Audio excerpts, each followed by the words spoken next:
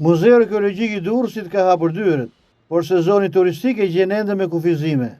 Muzeu Arkeologjik Kombëtar është rihapur pas restaurimit me premtimin për të kthyer në një pikë kyçe të turizmit kulturor, por pas më shumë se 2 muajsh funksionimi, ai ende nuk po arrin kapacitetin e pritshëm.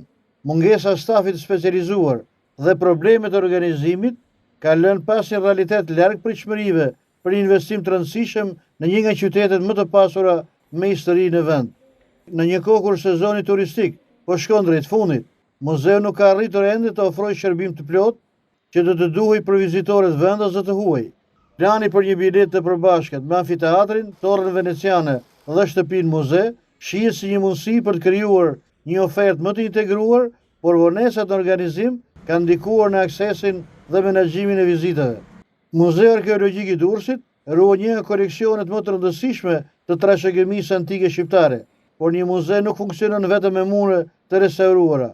Pa staf, menaxhimi dhe një vizion të qartë për publikun, rrezikon që investimi të mbetet vetëm një hapësirë e bukur, por jo një institucion aktiv kulturor.